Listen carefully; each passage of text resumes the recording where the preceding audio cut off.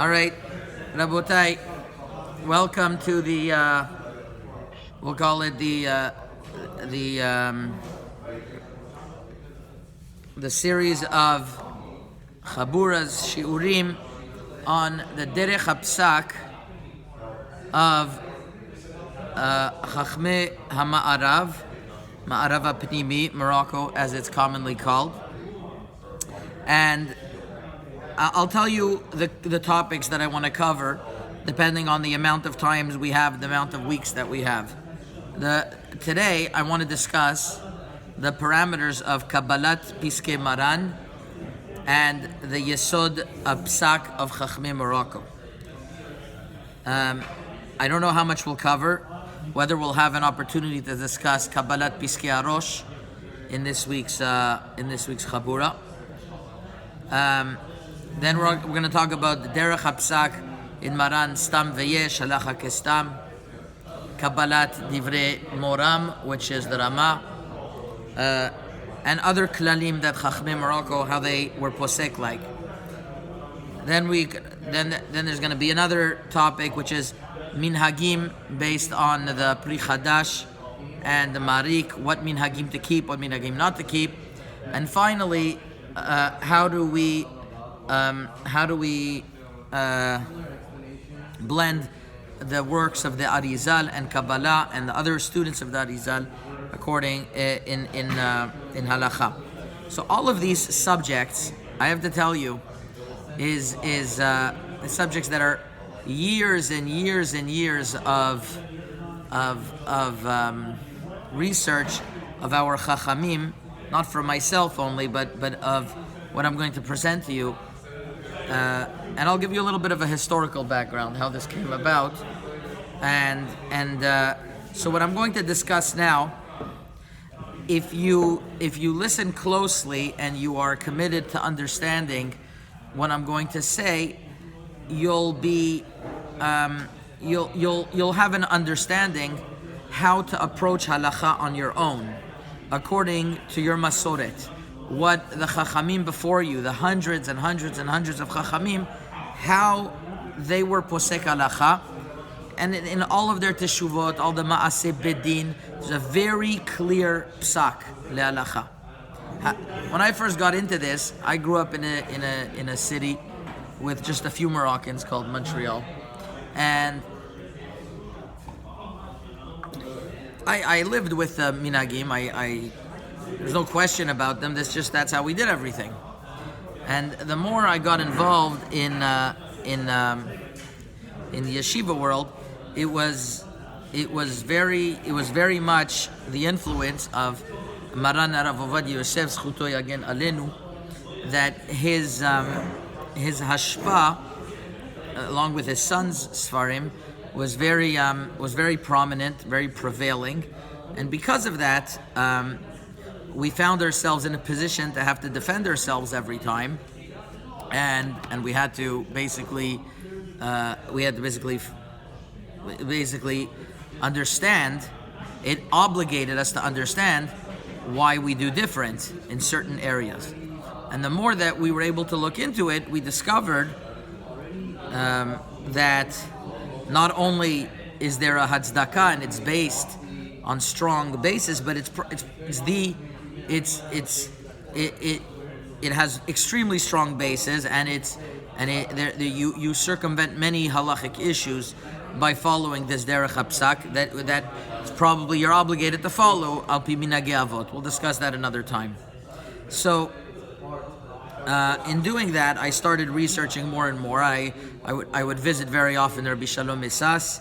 I would have the privilege of every few weeks having the opportunity to ask Rabbi Yashiv questions. And I approached Rabbi Shalom Esas and I asked him, why doesn't he write about a concise work on minagim before the generation? It was a transitional generation and things are going to get lost. So he told me in a joking manner, I don't know I think he was joking, but that I should do it. But I took him seriously.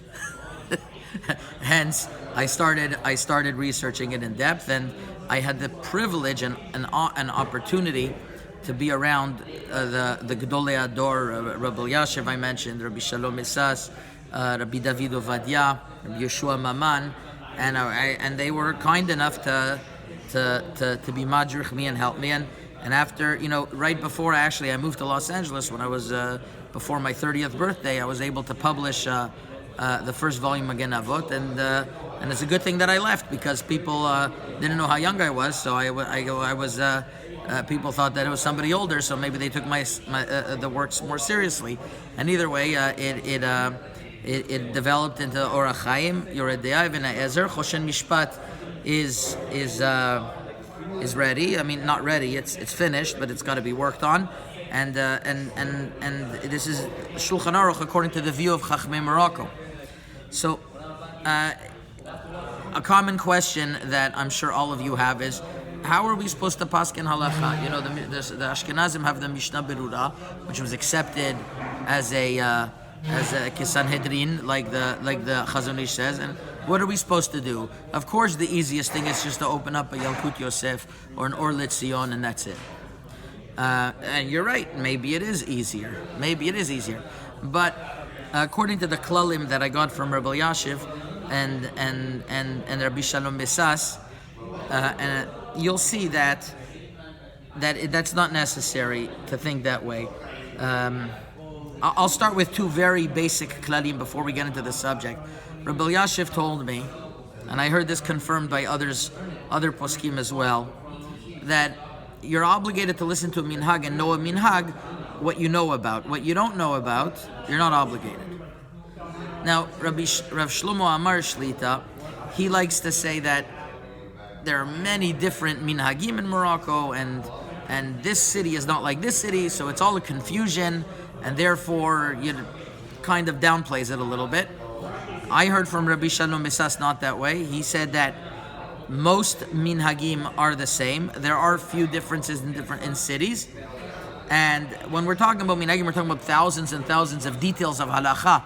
So of course you're going to have differences. But when I discovered what Rabbi Shalom Esas meant was the core and the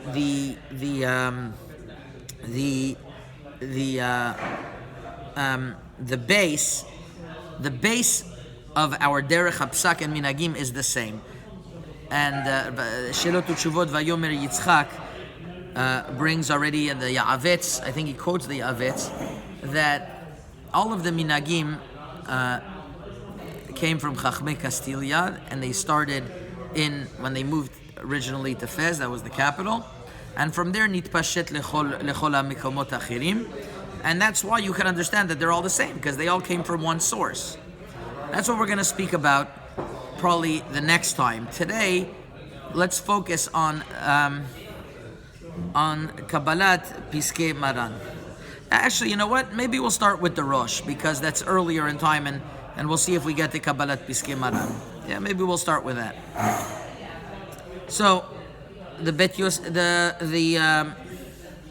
after Khatimat Talmud, there was a machloket.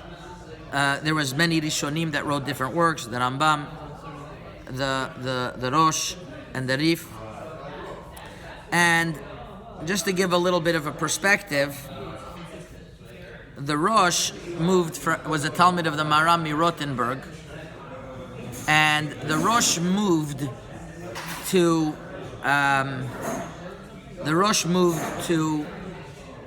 Castilla. First, he stopped off in Katlona, and he met and learned with the Rashba for a week, and they respected each other tremendously. And from there, he moved to Castilla. It's important to know this, because there's really two categories of Rishonim. There are those from Castilla, and there are those from Katlona. Those from Katlona, which is the Rashba and the Ramban, had a certain derech hapsak, and the Rosh ended up in a place of Castilla, which the Ran was from, the Abu Daraham was from, and that's where the Rosh had most of his hashpa'ah. So if you want to know, like Chachmei Sfaradim, where the Sephardic psak comes from, it comes mostly from the place of Castilia, and from the Rosh, the Tur, the Ran. The Ran many times brings what Minhag Sfarad was, like the Bracha on Halel, on Rosh Chodesh, the Magid Mishneh also, as well the area, we'll call it, of Castilia in Spain.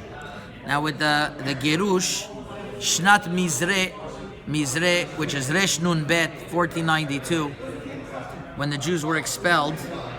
So they went to different places. They went to Turkey. They went to Greece. They went to Algeria. The Abarbanel writes 30,000 Jews came to Morocco. It could be that it's more like 50,000. And after the first few years, there was a plague in Fez. Already 20,000 died. And it was left 30,000 Jews over there of Megurashim, they were called. And that's where you hear the famous Megurashim with Toshavim that were there beforehand. Toshavim is that they were there before Gerush Sfarad, and they were also Sfaradim. They also came from Sfarad, just they came before the Gerush. And there was a big machloket, sirchot, not our subject now.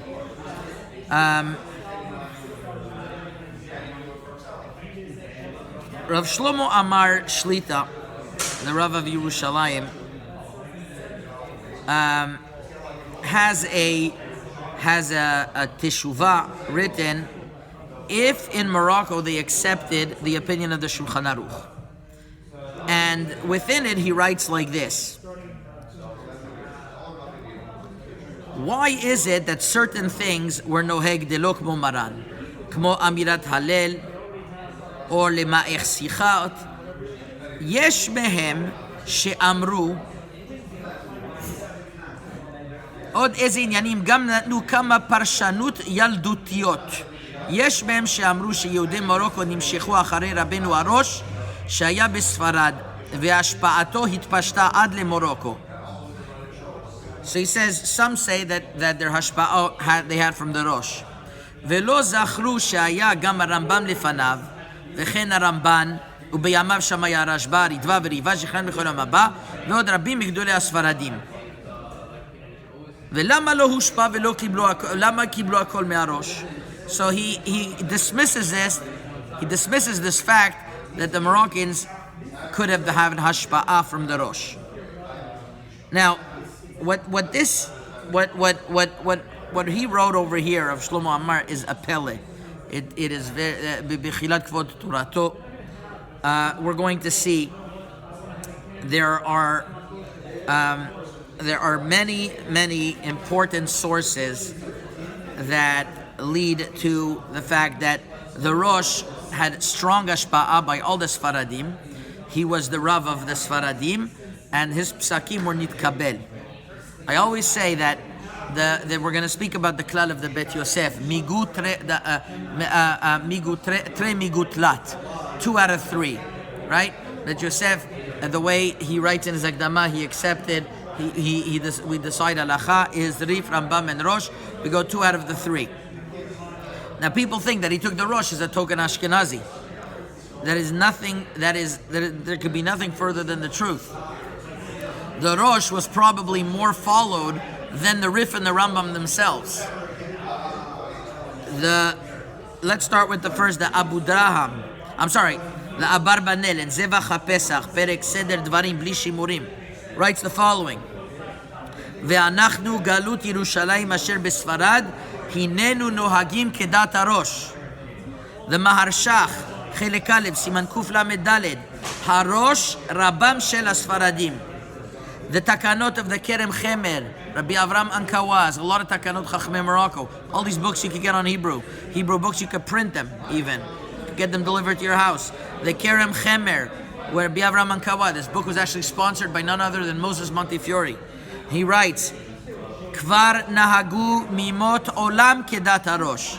Rabbi Yaakov Ibn Sur, Mishpat U'Tzedakah B'Yaakov, Chelek Bet Siman He, writes the following: V'kach hayu omrim, ki hamakom asher yifnei harosh, kacha yelchu. Hashpa'at harosh was great in Sfarad. So that's why we accepted Maran, we accepted the Rosh like one of the 3 poskim. Not only that, Rav David ibn Yechiyeh writes the Ashpa'at of the Rosh al Bnei Sfarad, Hora'oto nitpashta b'chol malchutahu. There's a Sefer Yesod Olam from a Talmud of the Rosh called Rav Yitzchak Yisraeli. He'ir Adonai et ruach harav agadol asher ben Yechiel latzet be'eretz Ashkenaz eretz mulato ubahu bnei avatahu bnei beto betolitula tolido להאיר את עינינו, להוציאנו מחושך הסכלות והפתיות לאור החוכמה והתבונה. Hashem took him out of Eretz Ashkenaz in order to enlighten us. והרביץ תורה והעמיד בה תלמידים. The tzava of Rav Yehuda, the son of the Rosh, מאת אדוני הייתה להעמיד תלמידים רבים בארצות ספרד, כי לא היו בארצות אלו פירושים מדויקים, וגם עשה לתלמוד פירושים ופסקים. ובכל השם פירושיו ושפטיו, פסקיו יגיעו. He was the gadol hador. He was strong in his opinions. He was unwavering. There was others that were more compromising. He was strong in his opinions. The Rivash writes, Bisfarad yarshu sifrei chokhmata. The Rivash is Siman Shin Samechtet. I could go on and on. The Bet Yosef and Orach Chaim Siman Nun Aleph, right? It quotes Amar al-Bach. Hichziku arosh leRabban. Sefer Yuchsin of Maram Zakut writes about the Rosh. Nezer Chachamim lemorenu sheba letolido ayenachshav bedoro. Shaya ish kemalach Adonai tzevaot. And in the Bet Yosef writes in his Teshuvot on Yibum Bechalitza. It's actually Rav Yitzchak Karo writes this Teshuvah. Shebechol Sfarad noagim bechol dinim bechol inyanei isur veheter kisvat harosh. The Bet Yosef, the uncle of the Bet Yosef himself writes this. And Maran in Choshen Mishpat Siman Rishtet Vav in Bet Yosef says Gam minhag Sfarad shichziku alosh leRabam. אבקת רוכל, סימן קוף צדיה, מאחר שכל בני ישראל בני אשכנז סומכים על הראש, בהוראתם פרט יסובית אחד דבריו לא ישנו, אין כוח לשום אדם לעשות מעשה נגד סברתו. So, במחילת כבוד תורתו, הרב שלמה אמר, and I wrote this, and I didn't understand where he got this idea that the Rosh, or Parshaniyot Yaldutiyot, all of these sources. Of course, the Rosh was a basic Musad Yesod in Psak. It doesn't come up so often, truth be told, to find exactly, but it is going to come up, especially the minhag of Morocco in many places is going to be when you're learning the tour and it says, Kachu minhag Sfarad. A lot of minhagim are like that. For example, we do one kos and not two kosot in Sheva Berachot. Even though this minhag got changed by the Edut HaMizrach after Maran, and Rav Ovadia Yosef himself, who usually says, no, only things that were before Maran, we have a minhag against him. Over here, he deviates from this and he says, no, to Shte Kosot, he says to do against Maran. But we have the minhag of one kos of Sheva Berachot. Right? We go to Sheva Berachot, do one kos. We do Birkat Baruch given beforehand. That's based on the minhag Sfarad and the Maran's opinion. Just like Brit Milah. It frustrates me when I go to a Brit Milah and I see from one of the Moroccans and they do the bracha le'achniso before they bring the child in. Harim Maran says to do it between the Priya. The minhag of Edut HaMizrach is against Maran, and whatever reason they have, like the Rajbam, that has a justification. And this is what we're going to see very soon, that the Yesod HaPsak of the Sfaradim of Morocco is like Maran much more than other Iddot. And we're gonna, it's important to know from where it came from. So I'm not going to, I have like 8 examples that I can give right now how we follow the Rosh in different places. I'm gonna speak about that maybe a little bit later, but I wanted to start off with this chelik of the Rosh in order to get to the Yesod of Kabbalat Piskei Maran, and I'm gonna do that now. Maran writes, it is known that the Sfaradim kiblu alem dat Maran. What does that mean? What does that mean? You accept upon yourself Maran. You're accepting upon himself as a Rav, as a Mara de Atra. You hear this expression, Kibalnu dat Maran ki Mara de Atra. The concept of Mara de Atra is not clear in the poskim where it comes from. The Gemara in Masechet Avodah Zarah Daf Zayin talks about if there was 2 people, one is mitameh and one is mitaher, one is oser and one is matir. If one of them is greater than his friend, b'chokhmah u'b'minyan, halach acharav, ve'im lav halach achar hamachmir. And the second opinion is b'shel Torah halach achar hamachmir u'b'shel sofrim halach achar hamekil. Now, what does that mean? Ubeshel Torah halach achar hamachmir ubeshel sofrim halach achar hamekil. Does that mean that even if you have a Rav? So the Rivash in Siman Shin Ayin Tet seems to imply that if you have a Rav, you are Mekabel a Rav, that means even on a Deoraita you could be lenient. Because Kibel Ale Rav. The Rashba seems to say it's a gather of kvodo. The Rashba is in Teshuvot, Chelek Aleph, Siman Resh Nun Gimel. A lot of these Mari Mikomot you can find in Magen Avod, the fourth Shoresh HaRevi'i. What I spoke about in the Rosh is not printed in Magen Avod, but you could find what I'm talking about now, Kabbalat Piskei Maran, in Magen Avod. Do you have a Magen Avod over there? You have a copy? No? Yes? Okay. Okay, so there's a Gemara that says that b'mikumo shel Rabbi Eliezer kortim etzim lasot izmen. B'mikumo shel Rav Ovadia Yosef brings this Gemara many times when he talks about Piskei Maran. Doesn't say it he says it almost explicitly that Kabbalat Piskei Maran or Kabbalat Mara De'atra. It's like you're accepting upon yourself a Rav. Now, there's a big question le'alacha if you could accept upon yourself a Rav who's not even alive. Furthermore, if you accept upon yourself a Rav even when he's not alive, and you're accepting him el-chumra ve'lekulo, how do we do so many things not like Maran? How do we have safek brachot neged Maran? How do we have minagim neged Maran? You can't say, oh, you're my Rav, but for brachot I don't listen to you. You're my Rav, but not when it's against the Arizal. You're my Rav, not when it's davar sheba erva. How could that happen? If you follow Maran, you follow him thick or thin. You can't start making chilukim and differences whether he's a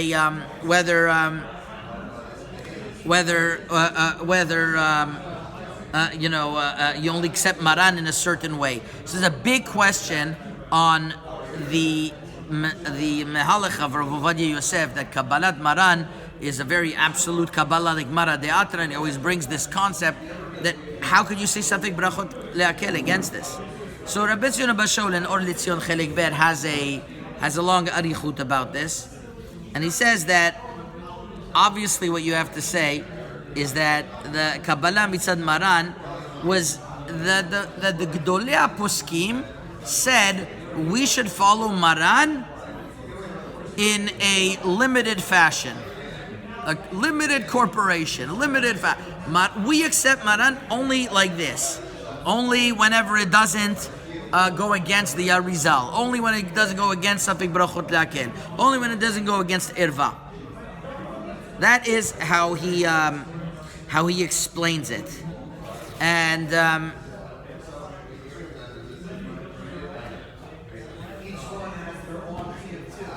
according to him,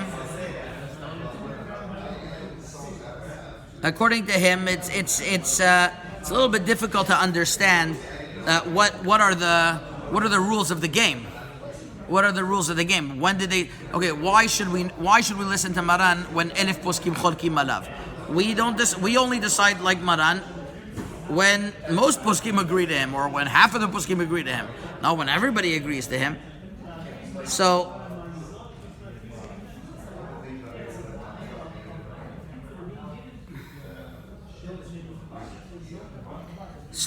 it's a little bit difficult. It's a little bit difficult to understand. There's other questions as well. I don't know if the time allows us to get into those details. I want to get into the Yesod, how Chachmei Morocco approached Kabbalat Piskei Maran, which is the following. There is a Teshuvah written by Rav Yeshayahu Abudbol, and this Teshuvah is printed in the Sefer Nagua Am V'Natan David. Rabbi David Ovadia brings this down, and Rav Yeshayahu Abudbol, who lived a few hundred years ago, writes that I'm going to read the lashon. Umeha'ata ama na'agu dorot ha'acharonim psak baran afilu neged elef poskim mishum de'azil beshitat kadmonenu lipsok ketre migutlat amodei hora'ah. The reason, the siba, why we accepted that Maran is because Maran goes according to the shita of 2 out of 3. It's known that the Maribe Rav was the Rebbe of Maran Rav Yosef Karo, and he lived in Morocco, and he was the one who was mashpia this shita of Tere Migutrat. Maran got this tradition of 2 out of 3 from the Maribe Rav, and he's the one who spread this shita. And this was already something that was accepted. It seemed. This is where David Ovadia suggests that it was already accepted, this klal of Trei Migutlat. So when Maran came along, of course we accepted Maran. We didn't accept Maran mitzad the Gavra. We accepted Maran mitzad we said that the Shitat Hapsak. We didn't accept the Ish. We had the Shitat Hapsak, and Maran came and solidified it. That's what we accepted. This is very important to understand, because one of the most important machloket differences that Moroccan Psak has with Edut HaMizrach, with Rav Ovadia Yosef and others in particular, is whether we accepted Dat Maran in all of his Svarim or only in what's written in the Bet Yosef and the Shulchan Aruch. I think Rav Ovadia Yosef in a few places writes we accepted Maran in Avkat Rochel, and what he wrote in Shiratu Tshuvot Bet Yosef, in the Kesef Mishneh, and Chachmei Morocco write till they're blue in the face almost every time. We only accepted what's written in the Bet Yosef and in the Shulchan Aruch, not even Berek HaBayit. And there's a lot of nafka minas, Nat Barnat, others. We're going to see what's written in the Berek HaBayit, which is written by Maran itself. And you'll say, well, what's the difference where he wrote it? The answer is the Shitat Psak we accepted. We didn't accept Mitzad the Gavra. We accepted Mitzad the Gavra. We accept everything. We accepted the Shitat Psak, which are in the Bet Yosef and in the Shulchan Aruch. And therefore, it's also understood why we don't accept Maran. You know, Rabbi Tzion Bashal asks, how can you not accept Maran where there's a minhag? Whenever there's a minhag, why shouldn't you accept Maran? Because the Kabbalat Piskei Maran was an often hanhaga. But when the hanhaga, there was minhagim beforehand, so we had a hanhaga beforehand. We had our minhagim. Now we also understand why Maran took the Rosh, the Rif, and the Rambam. That was the Psak Halacha, and to be Machriya. Obviously the Rambam had a big Ashpa, the Rif had a big Ashpa, and although their Ashpa was lessened once the Almohads came and turned over all of Morocco, but it still had a strong Hashpa'a, as well as the Rosh had a very strong Hashpa'a, as we mentioned. Therefore, therefore that was the Klal Psak by the Chachamim.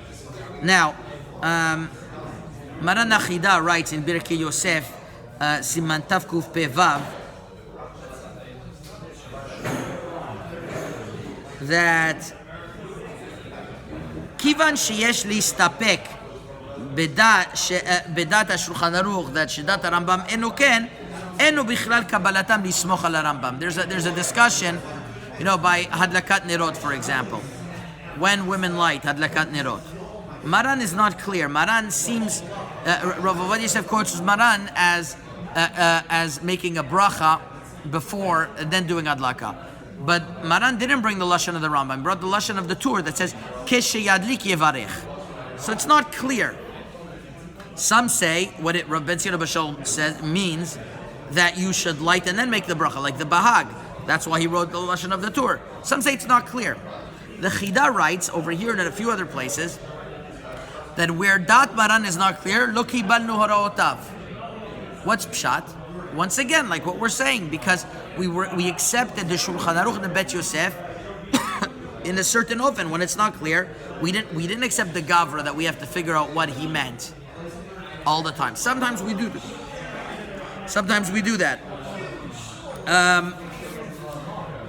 So according to this, it's obvious that I remember I had this point about Maran of Mara de Atra. The Chazon Ish in Hilchot Shevi'it writes that there's no concept of Mara de Atra in Eretz Yisrael where there was so much churbanot, and you can't say Mara de Atra anymore. So I was a little bit energetic at the time. I wrote a whole letter to Rav Ovadia Yosef, and I gave it to a friend of mine who was his chavruta. His name was Yisrael Meir Yonah. And I asked him, read it out to him and see what he says. He told me, he came back, he said, Mordechai, I tell you, I started reading it, and his blood pressure shot up so much, I had to stop for his health. Rav Ovadia Yosef was very strong in the concept of Mara de Atra. I never got an answer to my question. He was very strong in the concept of Mara de Atra. But, as we mentioned, or Litzion doesn't go with that, and it seems to be Chachmei Morocco. You could look once again, Vinatan David has a teshuvah about this, Rabbi David Ovadia, and I think this is the mahalach that we say also in Shoresh Revi'i of Magen Avot, they were mekabel the derech hapsak of 2 out of 3, tre migutlat. That is okay. That is what we spoke. That is basically what I wanted to speak about today. There's much more to speak about. Maybe we'll do that next time. We'll discuss a little bit more about when the minhag is not like Maran, before or afterwards. But I'll open it up for questions now.